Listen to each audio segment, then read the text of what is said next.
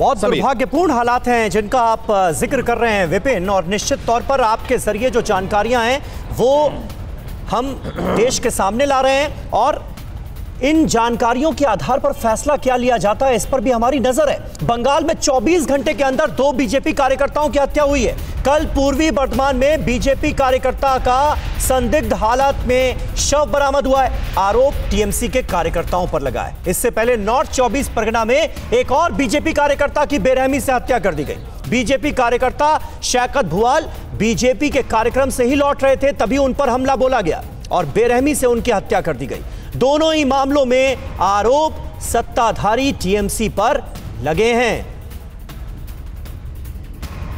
और हमारे साथ तमाम खास मेहमानों का पैनल जुड़ा हुआ है, लेकिन आज खालिद अब्दुल्ला साहब, मैं पहले आपके पास आऊंगा। टीएमसी पर बहुत संगीन आरोप लग रहे हैं। जेपी नड्डा इससे पहले जब बंगाल पहुंचे थे तो उन्होंने आरोप लगाया था कि 130 बीजेपी कार्यकर्ताओं की हत्या की गई है पिछले कुछ दिनों में। 2 और बीजेपी कार्यकर्ताओं की हत्या हुई है और आरोप एक बार फिर टीएमसी पर लग रहा है। क्या कहेंगे आप, क्यों हो रहा है ये और लगातार हो रहा है? देखिए, भारतीय जनता पार्टी, बीजेपी की सरकार और नरेंद्र मोदी जी की सरकार भारतवासियों को भारत छुड़वाने की कोशिश कर रहे हैं। दूसरी बात, आपने कहा कि भारतीय जनता पार्टी के लोगों का खून हो रहा है। आपको यह जानकारी ले लेनी चाहिए कि भारतीय जनता पार्टी में आपस में नई भारतीय जनता पार्टी और पुरानी भारतीय जनता पार्टी में ही लड़ाई संघर्ष चल रही है। ये साबित है मुकुल राय और दिलीप घोष के बीच में ही, ऊपर से लेकर नीचे तक। दूसरी बात रही, आज पश्चिम बंगाल में तृणमूल कांग्रेस के जो वोटर्स हैं, जो सपोर्टर्स हैं, वो इंटैक्ट हैं, और यही सीपीएम के जितने लोग थे भारतीय जनता पार्टी में जोड़ खालिद अब्दुल्ला साहब, देखिए सवाल उठ रहे हैं ना, वो ऐसे ही नहीं उठ रहे। बंगाल में रक्त रंजित सियासत का एक बड़ा दौर देखा है बंगाल ने, और हमेशा ये देखा गया है कि सत्ताधारी पार्टी का जब खिला दरकने लगता है तो इस तरह की गतिविधियां और ज्यादा बढ़ जाती हैं, खूनी सियासत और ज्यादा नजर आती है। इसलिए यह सवाल पूछा जा रहा है क्योंकि आपकी पार्टी सत्ता में है इस वक्त, और 2019 के लोकसभा चुनाव में बीजेपी ने अच्छा प्रदर्शन किया। क्या इसकी वजह ये तो नहीं? मेरा सीधा सवाल है आपसे।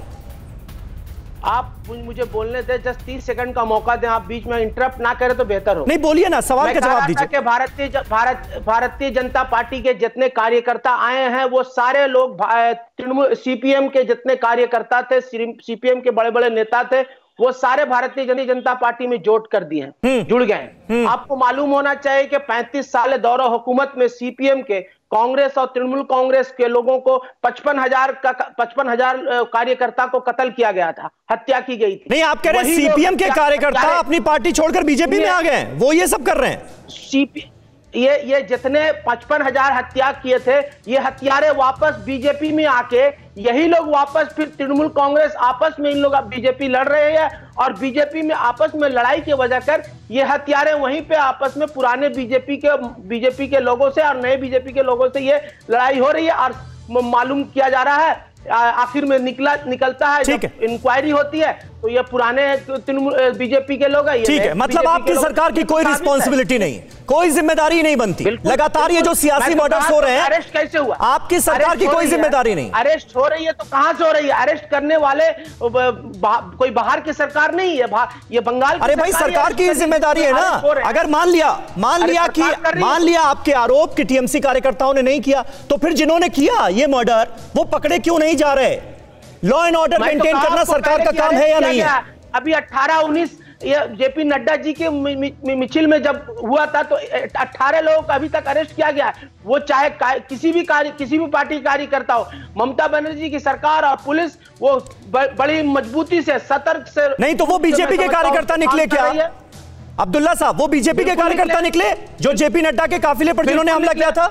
निकले हैं, बिल्कुल निकले हैं, बिल्कुल निकले हैं। आपको आप अगर सही इंक्वायरी कीजिएगा आपको अगर टीवी में बैठने वाले लोग नहीं, मैं तो आपसे पूछ रहा हूं, मैं तो आपसे पूछ रहा हूं क्योंकि पुलिस ये क्लियर नहीं कर रही है कि वो बीजेपी के कार्यकर्ता हैं। आपकी पार्टी आरोप लगा रही है कि बीजेपी ने खुद से अपने ऊपर हमला करवाया था, तो आप मुझे बता दीजिए। मैं तो फिर कर रहा हूं, मैं खुद कर रहा हूं। वो लोग जिस तरह से पोक कर रहे थे, आदमी को इंस्ट्रक्ट कर रहे थे कि रास्ते में चिल्लाकर वो आपस में लड़ भिड़, ठीक है, आपस में लड़ भिड़ करके ये सारी बातें वो अपना सामने आ रही है। और जितने जिला में लोग मारे जा रहे हैं, ये आपस में लड़ाई हो रही है। तृणमूल कांग्रेस का कभी ये सोच नहीं है, ये ना कभी लड़ाई करती है, ना हथियारों का साथ देती है, ना। अब राजीव जेटली साहब, तृणमूल कांग्रेस परवाह देश की, सोमवार से शुक्रवार रात 10 बजे TV9 भारतवर्ष पर।